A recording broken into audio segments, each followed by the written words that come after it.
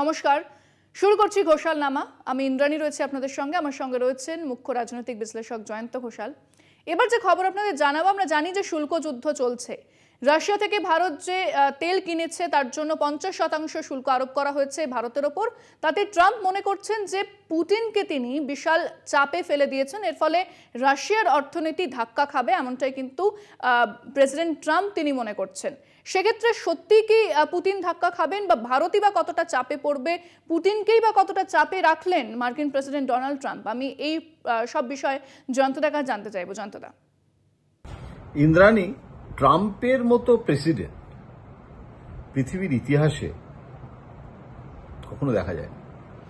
Abraham Lincoln থেকে শুরু করে সে তো না হয় অতীতের ইতিহাস। হোয়াইট হাউসে আমি গেছি, হোয়াইট হাউসে আমেরিকার প্রেসিডেন্টের বাড়ির যে বারান্দা, সেই ব্যালকনি থেকে সে তো শুভ্র একটা লিঙ্কনের মর্মর মূর্তি দেখা যায়, সোজা তাকায়। তখন মনে হয় এই মার্কিন যুক্তরাষ্ট্রে সেই দাসপ্রথার অবসান, সেখানে সেই ব্রিটিশ কলোনিয়ালিজম, ব্রিটিশ ঔপনিবেশিকতাবাদ থেকে আমেরিকার স্বাধীনতা সংগ্রাম ভাবা যায়।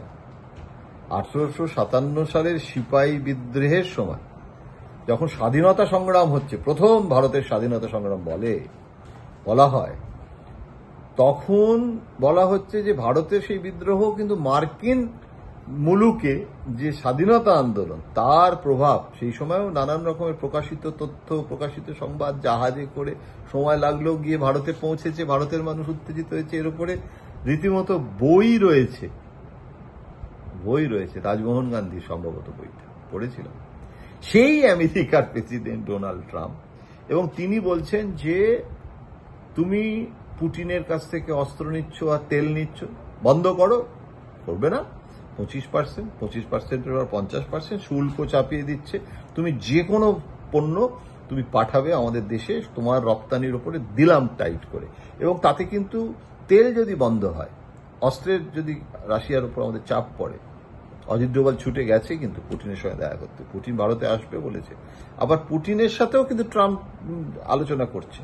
সেখানেও কিন্তু ইউক্রেনের সাথে যুদ্ধ মেটাতে শান্তি চলছে। মানে আমার তো মাথায় ঢুকছে না, মানে একই সঙ্গে এত রকমের কমপ্লিকেটেড, রিয়েল মাল্টিল্যাটারালিজম, রিয়েল পলিসেন্ট্রিক দুনিয়া, এই যে বহুমুখী বহু রকম আর কি চলছে, তার মধ্যে রাশিয়ার উপরে কি চাপ বাড়ছে? নিশ্চয়ই হচ্ছে। রাশিয়ার জন্য তো এটা ভালো নয় যদি আমরা সত্যি সত্যি তেল নেওয়া বন্ধ করি। ইরানের ওপর চাপ দিয়ে ইরানের কাছ থেকে তেল নেওয়া বন্ধ করার জন্য তো ইরানের অর্থনীতিতে তার ধাক্কা লাগবে না, রাশিয়ার ওপরও লাগবে। এখন প্রশ্ন হচ্ছে যে ট্রাম্প অন্যকে ধাক্কা মারতে গিয়ে নিজের বিপদ ডেকে না আনে। আর কদিন বাদে তো ওখানে উপনির্বাচন আছে, সেখানে ট্রাম্প আবার ধাক্কা না খায়। তার কারণ ট্রাম্পের যে জনপ্রিয়তা নিয়ে ট্রাম্পিজম জিতেছে, এবং একটা আইসোলেশনিজম হচ্ছে আমেরিকার প্যান আমেরিকানিজম করতে গিয়ে, যে আমি একা চলো রে, সবাইকে তুমি। এবং শুধু তো ভারত ভিকটিম হচ্ছে তা তো না, রাশিয়া, চীন, কানাডা, মানে পৃথিবী, ইউরোপের সব দেশ ত্রাহি রব উঠেছে। তাহলে এই অবস্থায় আজকে যদি ট্রাম্পও কদিন বাদে তাদের সংসদের যখন ভোটাভুটি হতে চলেছে, তাদের ধাক্কা খেলে ট্রাম্পের সংবিধান অনুযায়ী প্রেসিডেন্ট থাকবে, কিন্তু লেমডাক সরকার হয়ে যাবে যদি কোনো বিল পাস করতে না পারে। ট্রাম্প জানে না তা নয়, ট্রাম্প কিন্তু সব জানেন।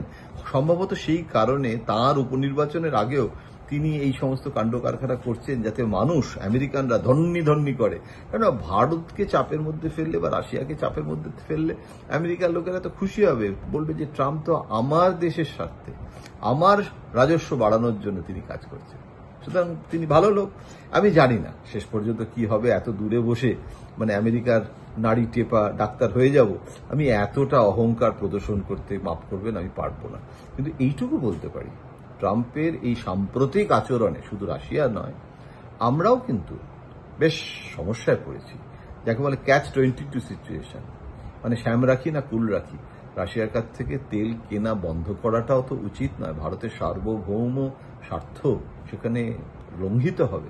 এখন এটা দেখার 15ই আগস্ট আসছে, তো লালকেল্লায় দাঁড়িয়ে নরেন্দ্র মোদীর বক্তৃতা নিশ্চয়ই তৈরি হয়ে গেছে। শুনতে হবে ভারতের সার্বভৌম তার যে শক্তি, সেই শক্তির বিজয় কেতন ওড়ানোর জন্য তিনি কি ধরনের বক্তৃতাটা দেন।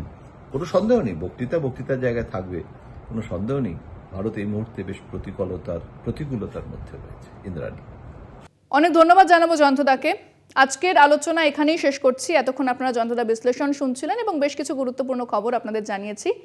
আজকের অনুষ্ঠান এখানেই শেষ করছি। পরবর্তী আপডেটের জন্য নজর রাখতে হবে কলকাতা টিভি এবং কলকাতা টিভি ডিজিটাল এবং অবশ্যই আমাদের অনুষ্ঠান ঘোষালনামায়। দেখতে থাকুন কলকাতা টিভি, রাত ৩, ৭ দিন।